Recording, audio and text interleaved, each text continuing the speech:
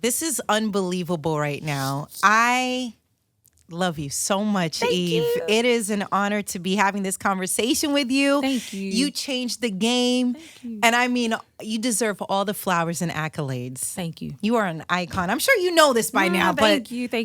do you feel like people, show you the love that you absolutely deserve? I don't think about these things. I swear to God. I really don't think about this stuff. Yeah. I really don't. I've had an amazing career. I have an amazing life, and that I just live my life. Yeah.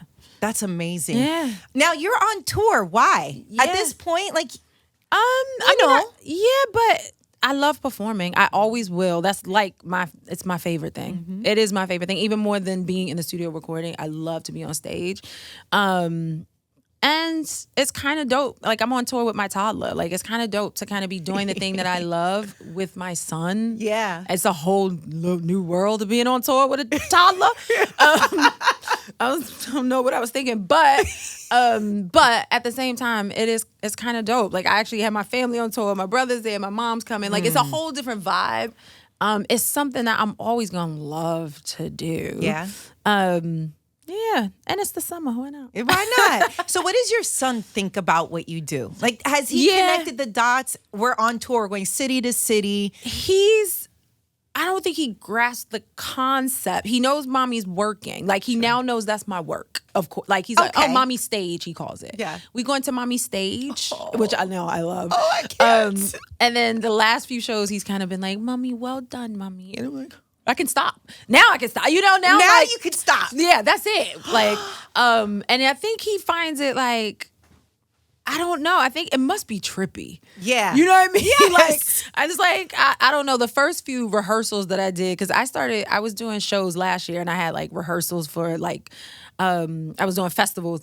And he would come to the rehearsals, I'm sure, and he's just like, and I would just be like, these are mommy's friends, like the dancer. And he's just like, you've been lying to me my whole life. You've been giving me milk and feeding me every day. And now you're here with these people. What do you do? Who are you? Who are you? Yeah. So it must be super trippy. Yeah. Yeah. And so now, this is so interesting because we're all mothers, right? Yeah. And our kids are all toddlers.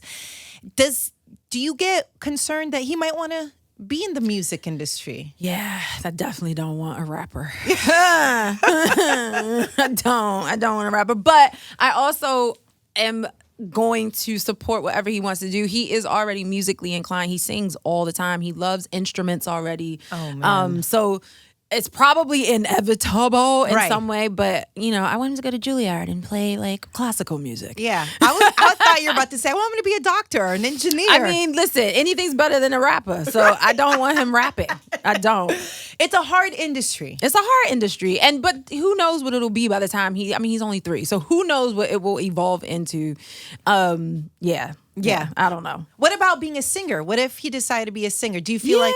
I mean, honestly, realistically, I wouldn't want him in entertainment. I wouldn't in entertainment at all. Right. I feel it. But at the same time, I'll support whatever he wants to do. I mean, he loves cars. So I kind of almost hope he will do Formula. He likes Formula 1 already. So I think you're that'd be not dope. worried about that? I mean, it's super dangerous, but it's so dope. I think it'll be cool. And by then, the cars might be flying. Who knows? Right. It'll be like, who knows what'll be happening by then. Yeah. But yeah, we'll see. So how's it being on the road with your family? Are they getting on your nerves? Are we good with this? Like, give us some Are you getting insight. on my nerve? No, I'm kidding. Yeah. No. No, it's nice because it's not something I got to do back in the day, really. Like, my brother, when he was younger, he would come in and out. My mom, I would never back then. I smoked way too much weed back then, so my mother could not be on the bus. But now I'm like, it's really nice to kind of do this together. Sure. And it's a great way for my son to be able to hang out with his uncle and my mom, his grandmom. Like, it's all very adult and mature. It's crazy. Is being on tour this time around different than back in the day. Absolutely. Absolutely. I think, my rider's definitely different. Yeah. Wait, how was it back then and how's it now? I mean, I think it was definitely, it's more healthy now. It's very healthy now. Like celery, carrots. Yeah, no, look, my road manager over there actually really teased me because he was like, what is on here? Like, I basically have protein, peanut butter, rice cakes, beef jerky. Let's go. What else? Electrolytes. We do keep red wine, tequila on deck though, because you need a drink after the show. Yeah. So it's healthy, but with a balance. It's a balance. There's a balance. Now back then, what was on the rider? Oh my God, who knows? Anything bad, anything sugary. Yeah, because I used to think that was fuel. So I would, like even in the studio, I would go in the studio and I would have that. My fuel was chocolate chip cookies and Mountain Dew. Like, oh my, that's how I would get through the night. Yeah, because I didn't drink. I didn't believe in drinking in the studio. Like in the studio, I drink after, but in the studio. So I would have chocolate chip cookies and Mountain Dew. So back in the day when I was younger, I just ate crap. So now, I'm older. She's got to fuel the body. What was your favorite memory when you were on tour, Ruff Ryders Cash Money Tour? Oh my God, that was so ridiculous. It was so insane. It was insane. It was great. I will say one of probably my favorite moments besides the performing, because the shows were huge, it was big and over the top. Right. Was one when we were in New Orleans and we did what did we do? A crab boil. Oh, we just spoke about that today. Yes, we did a crab boil and we had the crayfish and it was and I think it was at Baby's house and it was just dope because everybody was there. And I can vividly remember that. That was kind of nice. Oh, that's amazing. See, those are the stories that, that we love to hear. And it also just shows how much of an impact that had on you. Did you realize at that moment, I want to do this for the rest of my life? I enjoy performing. I like going from different cities and exploring places that I've never been. Yeah, I think back then, definitely. Yeah, Right. You like on and off the bus, you see. And back then, too, I was hanging out a lot more, so I can enjoy it in a different way. Sure. Yeah. It was, it absolutely kept that, like, ignitement, that fuel of I know I got to be doing this. Yeah. Now, how is tour? You're the only woman on the tour with Ja Rule and Nelly. How's that been for you? It's been good, but it's I think again, we're all older now. Baby, people got babies, all kinds of things. So there actually are some other little kids on there on the tour. Oh, that's and nice. It's very organized, it's very like professional. We're all professional. All of that has changed. Like we show up, we do what we gotta do, have fun. I think you can almost have fun in a different way. Yeah. You show up, you know what you're doing, you kill it, and you go home. And that's Get on the bus. Not go home. Get on the bus. Get on the bus, eat the celery and the carrots. Yes, and the dip. And guacamole. Right. Yeah. That's amazing. I'm so happy for you. Yeah. I was surprised that you came back to us because you live in London now, right? Yeah. Life But I'm is always good. back. I'm back and forth because of I bring him back. So, it's I'm always back and forth. Yeah. But were you nervous at all when you decided to get married and move to London? Your whole life is changing? Yes. No, the move for sure. But my whole reason, I moved way before I even knew if I wanted the ring. Like, because Really? Yeah, because we were long distance for so long. So our relationship was very romantic. We would meet up in Europe and like whatever. So it was great. This is so cute. You know what I mean? Tell us more. We Let us did. We live would through meet you. up and it was so nice. But then when it started getting serious, I was like, okay, we've gotten to that point now where this man has 4 children. Mm-hmm. I'm not gonna be my girlfriend. That's right. With 4 children. Like, so I need to at least move to the city so that we can see if we like each other consistently every single day. That part, after 6 to 8 months. You know what I mean? Like, because we were seeing each other probably every 2 weeks, every 3 weeks, because I was busy, he was busy. So of course it's romantic and beautiful and sexy and all that then.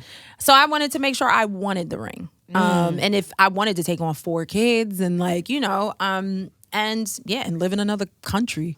So, and thankfully it all worked out. I love London. I actually do really love London. Yeah. More than us? More than us? Our hearts are breaking right now. No. Listen, I am a true Philly girl, American through girl. and through, yeah. My New Yorkers are my cousins. I lived here for so long. So of course, this is this is me. This is like, when I come here, it's like, it's almost like almost a breath of fresh air, a sigh of relief in a way, because while I love London, it's still a place I'm still getting to know. I've been there 11 years and it's still, it's home, but it's not my roots, you know, in that way. Yeah. How was it with your husband when, you know, you are the superstar, right? And he's entering your world. I'm sure, yes, we like him for you and all that, but how was it for him to get used to your lifestyle? Like, you want to perform? Like, did he know what was going on in your world? Yeah, definitely. He's always been very supportive. And he's always,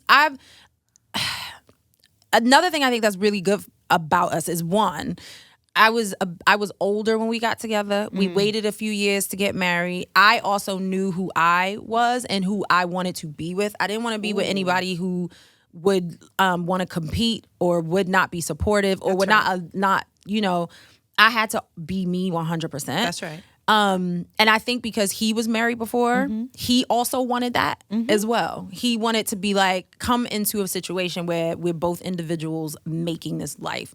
So I think that helped us a lot. He's so proud. He's like, honestly, I sometimes be like, get out my face. Cause he's so supportive and he's so happy. Like when I'm doing what I do, it's like he's happy to see me be happy and thrive in the way that I love, and vice versa. Like, you know, while I'm a superstar in a way in this world, he is a superstar in his world. You know, he has a business that thrives and is huge, and that's on that side, the fans of him, it's like, and I step back and I love being wifey in that way when he's working and seeing him thrive in his world. What does he think about you on tour right now? He just left this morning. He just left. So he was here. Yeah, he was here the whole last week. Yeah, he loves it. Honestly, he loves it, and he knows everybody that I work with, and it's nice. It's actually nice. When did you realize he was the one? Was there a moment? Question. You know what? I don't know, because I'm not a romantic. But when I met him, I kind of was just like, what is he? I was like, I need to know everything he does. That's right. What does he do when he first wakes up in the morning? Like, and I never had that ever before. Yeah. I was so like intrigued and curious. Yeah.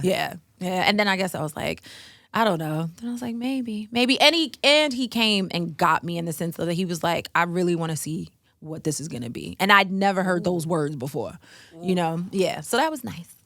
How did he feel about your memoir, which, by the way, is turning 1? Yeah, it's crazy. How did that happen so quick? We've been trying to talk to you for such a long time, and I can't believe time flies. Yeah. But I'm so happy for your memoir. Thank you. Was he, supportive of you sharing your story? Because, it's your memoir. There's personal things in there. No, 100%. I didn't let him read anything.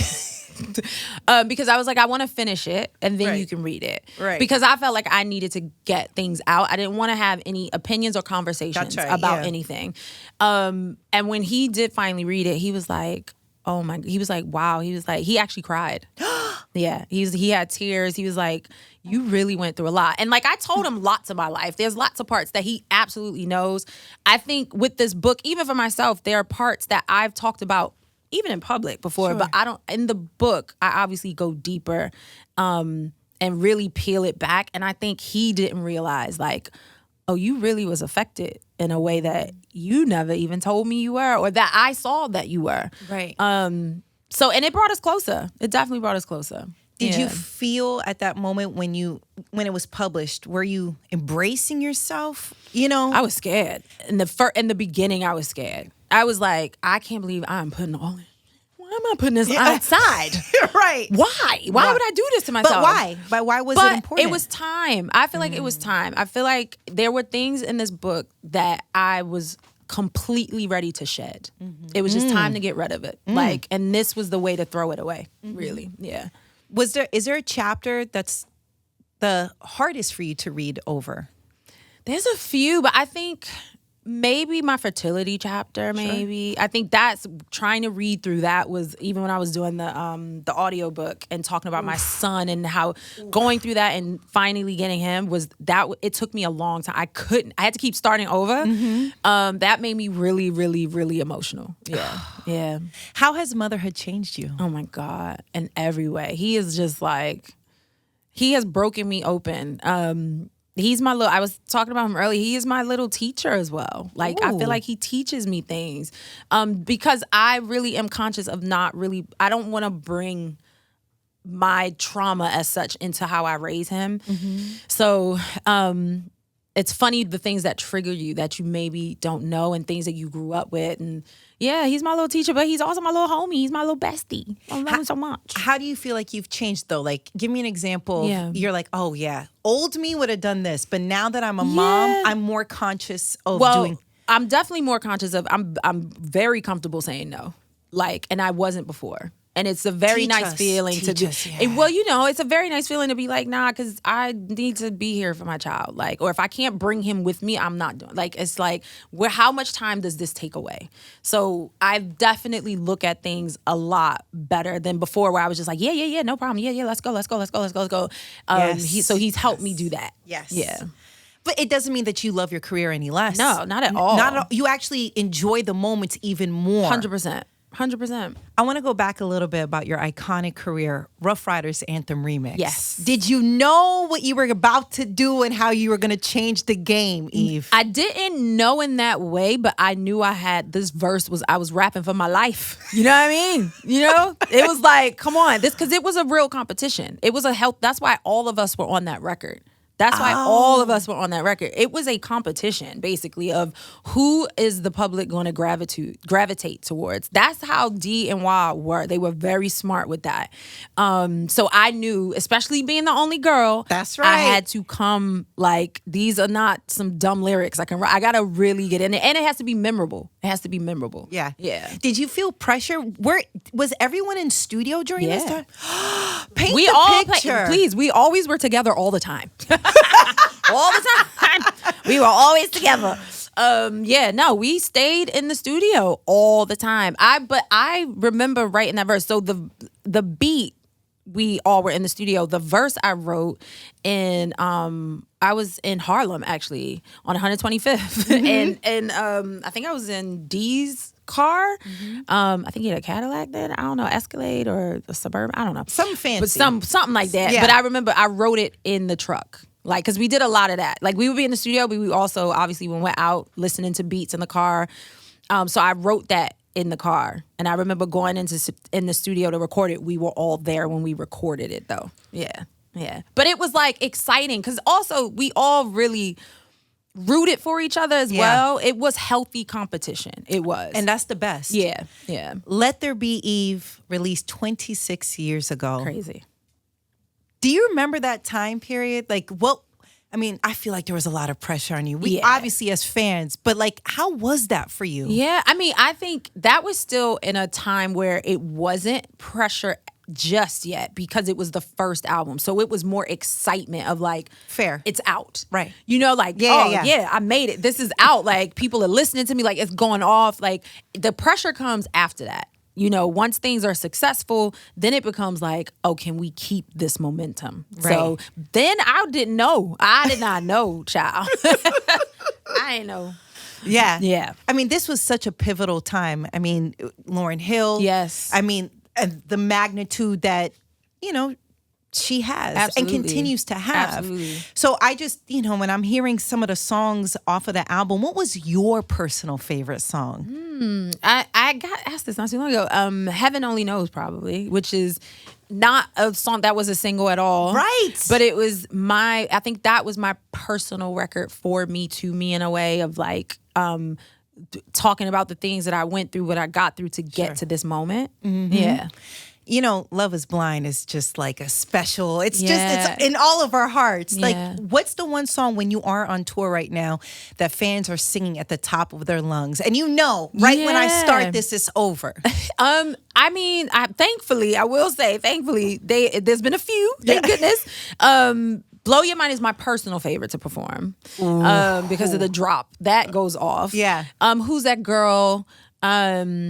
Yeah, those are probably the top two, in Tambourine. Those three. Because I keep the show is upbeat. The show is very upbeat. So, yeah. Oh, man. You have such an amazing catalog. Thank you. Do you feel back then, because I don't know, maybe for us, again, it's very nostalgic, but I feel like the topics, you covered so many different topics. Yeah. Was that on purpose? Was that your decision? Yeah, it was, they kind of allowed me to just be who I wanted to be as an artist, which I feel very lucky again. I was going to say it feels rare, right? From what we hear. No, 100%. They never ever tried to steer me in any way. The only thing that they did do or really was like, this is what you have to do, is make sure it's a song. Make sure it's formatted correctly. But beyond, like, as far as the concept, as far as what I talked about, like, they were like, do you. Did you feel like blessed and lucky? 100%, yeah. Because you hear these horror stories that go on where you're just like, what? They controlled everything. How about your image? Yeah, no, image, they let me do what I want, which was great. I mean, yes! Yeah, if anything, like I was saying, I've said this before about Joaquin. Yeah. He used to try to cover me up. Like, he used to be like, put this on. Put this vest on. Like, put these Timbs on. Because I always used to wear heels. I only wore heels. Like, I would never wear sneakers or flats or anything. So I only used to wear heels and like little shirts and blah, blah, blah. He used to be like, no, what? Cover yourself up, man. Cover yourself up.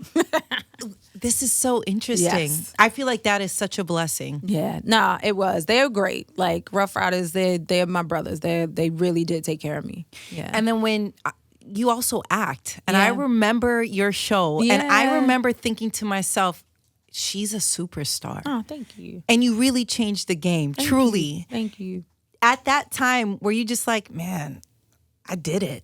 It's happening? Or was that not even like a thought for you? I think it was part of the plan of longevity in a way, of like, okay, well, you can't just stay over here because then you become stagnant to a certain extent. So you need to pivot over here or move over here. So I think it was just, for me, I realized it in a way of like, while I was in it, I was in it. It was towards the end when I was like, oh, I wish I would have taken it more seriously, honestly, with the TV show.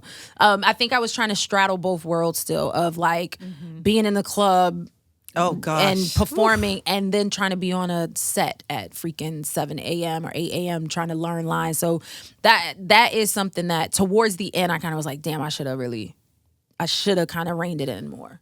Yeah. No, I mean, well, for us, it looked effortless. Yeah. It looked like this is just what you do. Here I am. I'm on set. I'm on a movie set. Yeah. When it comes to music, what was the hardest point for you career-wise? Because, it's like label. And I remember you were dropped from Aftermath, correct? No, Aftermath first. First. That was really how I got with Ruff Ryders, because I was signed to Aftermath. First deal, and then got dropped, and then Jimmy Iovine was the one that was like, because it was through Universal, so I was still really with Universal, or Interscope rather. And he was like, I need you to go and meet these Ruff Ryder guys. I feel like this is a good like fit. And it was perfect. Thank God. Because I think if I would have come out on Aftermath, I would not have the career that I have. Actually, I know that 100%. Right. And then I had this, big career. And then I think when things started breaking down with Ruff Ryders and Interscope, I kind of was in the middle of that. So by the time like Tambourine came out, things started falling apart. Like it was just like insane. Yeah. But then you ultimately worked with Dre. Yeah. Right? Like, it's funny how the universe and works. I loved it. I was like, you see? Any regrets there? Yeah. I definitely was doing that. Like, Okay, now here. you need me. I'm still here. Okay, one word to describe some of the collabs that you've had in your incredible career. DMX. Oh, I mean, one word? Well, no, grateful. More for X. Grateful because he's not here, you know. So I'm grateful I had that for sure. Yeah, Gwen Stefani. Fun. Yeah, fun. Yeah. Do you ever run into her now? How does that work? No, I mean we'll speak every so like we'll text every so. I think the last time I saw her was 3 years ago. Was that 3 years ago? Was that 2 years ago? COVID messed everything up. Yeah, I know. All the days, there's guys. no time. She actually came and did a festival in London and was like, "Are you in town?" I was like, "Yeah, I'm like 20 minutes away." Like, not like that, but yeah, I wound up performing with her, and that was the last time I saw her. So yeah, I mean, we show up for each other, I guess, when it counts in a way, and that's all that matters. Yeah. And what was the one word to describe her? Just fun. Fun. It's always fun. It's light.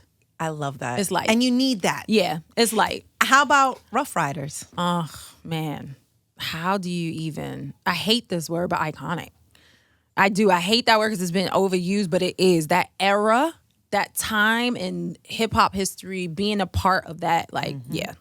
Missy Elliott. Sisterhood. I would say she's like, I'm again, like this, it's hard to do one. I know. Bangers. Bangers. How about Swiss Beats? Come on. Yeah. Hits. Yeah. Hits. My brother. Yeah. And Dr. Dre. Oh, gets on my nerve. No, I'm kidding. Is he that particular in the studio? Oh God, yes. But that's what makes him him. Yeah. And that's how these hits happen. He has a special ear. Completely. He hears stuff we do not hear with little words, and you're like, it's just one word. And you say it the way he says it, and it changes the whole thing. But yeah, he is he's great. Great. What was there a song that he said, no, Eve, look, I need this comma right here or word here, and then you were like, yeah, and it changed the whole outcome? Yeah. On Satisfaction, I say it's the word block. And I'm not even saying it the way I say it in the record, but I think I said it like 16 times, literally. And he was like, no, that's not, listen to how I'm saying it. I'm like, what are you talking about? What are you talking about? And I got so mad. And then I said it, and then it literally changed. Something happened. I don't know how or what, or how he hears this stuff, but it changed the cadence. It was crazy. It was crazy. Who did you have the most fun with in the studio working on a song or an album? Yeah. Like, who did, like, that time makes you so happy? I think probably Swiss, because Swiss is nonstop. Or, you see how he is in his life. He does many, many, many things. That's the energy he brings to the studio. You cannot be sad. You cannot be down when you're in the studio with Swiss. Yeah. Those are probably my quickest times because he's so quick. Yeah, that energy's great. Who gave you the best advice in your career? I would say I got some really good advice from Snoop. I've been lucky. I got some good advice from Snoop, from Dre, from Latifah, I've been from Ice Cube. I've been really lucky. Like, different things when it comes to management or certain things when it comes to your agents. How important is that? I think that's really important. I don't think I realized it then so much, but I do still think about stuff now as I'm older and moves that I make now of like, oh, okay, now I understand what that means. Or as I got older, I was like, oh, I get why they said that. You know what I mean? Yes. Yeah. I was looking this up and I didn't realize on the Roots song, You Got Me, you were not credited on there. Yes. Yeah. It's so funny. Me and Questlove finally had a conversation about that on his podcast last year, and he apologized. Because I was, I was over it. Yeah. I was over it. No, but it had to have hurt your feelings. It hurt my feelings, but it's so crazy how the universe works, because I went in to record that record. At the time, I wasn't signed. I was just the girl E from Philly. They knew me. I knew the Roots since I was, young. Yes. So, but when that song came out, I was like right in between signing, like labels. And then I just gotten signed, literally just, I think, when the song came out to Ruff Ryders. But at that time, I had no representation. No one knew who to call. So it was kind of like, nah, we'll be good. Right. You know what I mean? Like, we'll be good. We ain't got to talk to nobody. And then I think it was months, not even a year after, is when What Y'all Want came out or something like that. Damn, that's so crazy. Yeah. And did you feel at that moment like, all right, okay. Yeah, I felt some type of way. Of course. Yeah, no, I've definitely felt some type of way. I was like, I can't believe these dudes really didn't credit me on this record. Like, but also understanding being in the business as I went through it, like, oh, I see, yeah. And then, like, again, we talked about it, which I'm glad we finally had a conversation about it. But yeah, I did feel some type of way. What was the first lesson you learned about being in this industry? Ooh, the first lesson. Oh, it's not all that it seems. It's not all that it seems. Come on. Yeah, that's right. That's probably the first real one, because I really had this whole thing in my head and I was like, oh, it's going to be like this and like that. And you like, oh, wow. Really? Yeah. What was the hardest lesson that you learned? The hardest lesson is not to be so gullible, not to trust everything, because I'm a really open person. Sure. That's just who I am naturally, and kind of with certain things I think that kind of hurt me with with certain things, not always. That hurt me with certain things. Yeah. And people. Oh gosh, humans will always let you down. Humans, they will just always let you down. They will. Were you worried at all how people were going to judge? You were dancing at the strip club.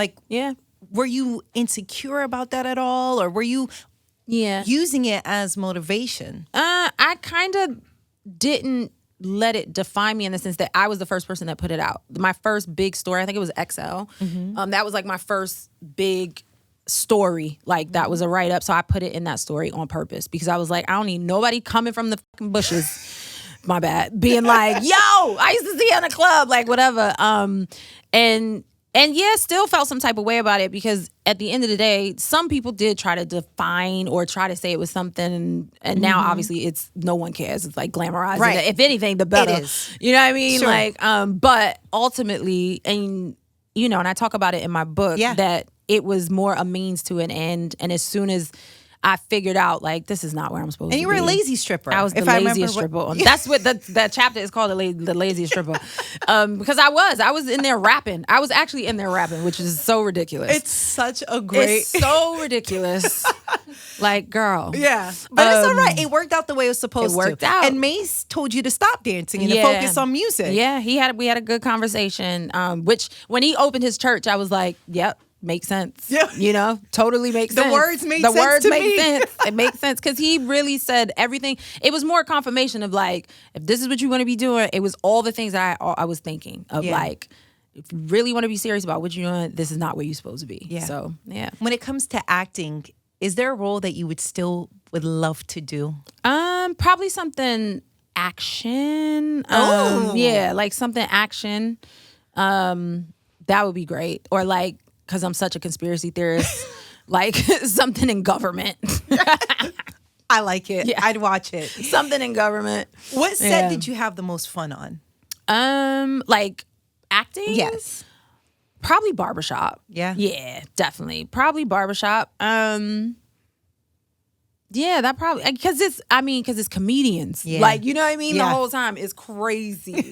So, yeah, probably Barbershop. I love the honesty when you talked about getting therapy before doing Barbershop because Nicki was also cast to be part of it. Yeah. And why did you share that story, man? That was a super open but very real conversation of you wanting to be better so that you can be your best on set, welcoming another woman there. Exactly. I think it was the chapter that I probably thought about the most about, like, do I put this in here? Do I put this in here? What level of vulnerability? Like, if I'm gonna be vulnerable, but how vulnerable we gonna be? But ultimately, I did think of it like that in a sense of like, we as people sometimes come in with these preconceived things of a person or just on ourselves. And if there's insecurity, we put it on other people. And I'm really conscious of that. Like, if I went in doing that, I would not be able to be the best person for me. I wouldn't be able to show up every day peacefully and do my job.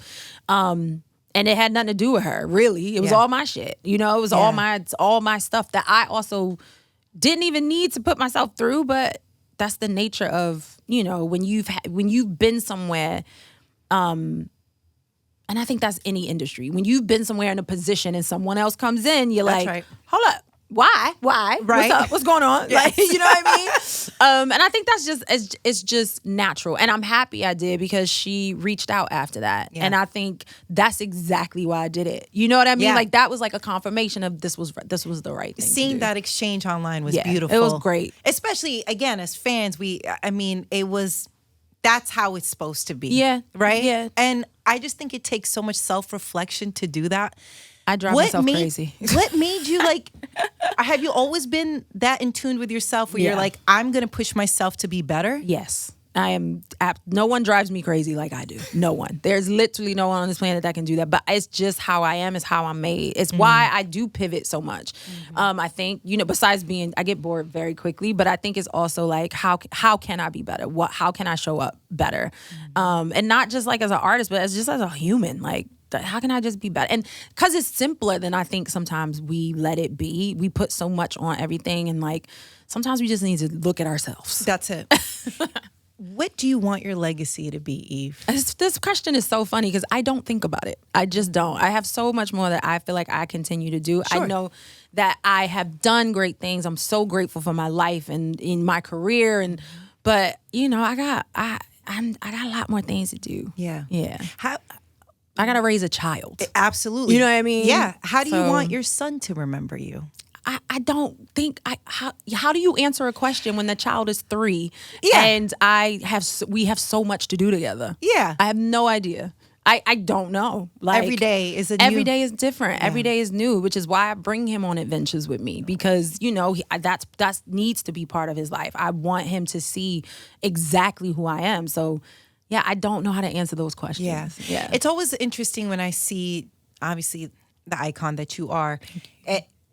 And you're not focused on that, but it's like, you know, what matters to you? Is it you becoming a mother? Is it all these things? And how do you compartmentalize it all? Like, I mean, if there's even a way to possibly do it. Yeah. And you did change the game. Thank you. You know, and I know it's not something that you harp on, but I think that's something to be proud of. Yeah, absolutely. I think when I wrote the book, after I finished the book, is when I finally was like, I'm really proud of myself. Because I was able to put it all in one place. You know what I mean? Like, because when do you get to do that? When do you get to sit down? And that's all of us as humans. Like, we really are better than we think in our heads sometimes. Sometimes we get hard on ourselves. So that was the one time that I actually was like, oh, man, like, I did good. Yeah. Like, you know what I mean? Like, I'm proud of myself. So, yes, I definitely am proud to be and be who I am and do the things that I've done 100%. Yeah, 100%. For sure. Yeah. I want to just look at your growth a little bit. Eve then versus Eve now. If, you know, a producer tells you to tone it down in the studio, how would have Eve back in the day reacted versus Eve now? It's time to go. I kicked plenty of people out of the studio. Yeah. I've stopped many sessions and been like, you could fly back home. Yeah. You can fly home. Literally. You're on a plane, there's a crying baby. Eve back in the day, Oh, Eve I didn't now. care. I never cared. Really? I was always the person. I would want to hold somebody's baby. Yeah, like now I was never one of those type of people ever. Yeah, never. Oh, you're good. Why? It's a baby. Yeah, well, listen. I mean, that's the you know it's also a the baby. concern here. Okay, back in the day, your significant other forgets your birthday. Oh yeah, nah. That's probably grounds for breaking up, but also getting back together again and then breaking up again. Like, I was young and dumb back then. That's okay, but Eve now wouldn't do that. No, never. Yeah, I mean, for his birthday, he would never though. Yeah. Come on, let's be honest here. I wouldn't let him actually. Best piece of advice that you would give to somebody that's looking at your career. Yeah. And what you have done, and they're inspired. Yes, they're not going to be identical to what you've done, but you know, they see you and they have aspirations. Don't let anybody put you in a box because I have been told many times in many meetings that that's not going to work. Oh, that's a cute idea. I don't know if we can do that. And I still was like, okay, I'm going to try. Let me see. Let me see. So if you feel something is for you, try it. If it flops, it flops. If it sucks, it sucks. But if you feel like you need to do it, do it. Don't let nobody keep you in a box. Yeah. Eve, it's been a pleasure. Thank you. And I appreciate you for just everything that you've done, that you're going to continue to do. I love seeing you be a mom. Thank you. It's just, it makes my heart really happy. Thank you. And, you know, this is always home. I know you're busy in London. Thank you. Nah, man. But, I love coming up here. Come on. Anytime. We Thank love you. you, Eve. Thank you so much. Thank you.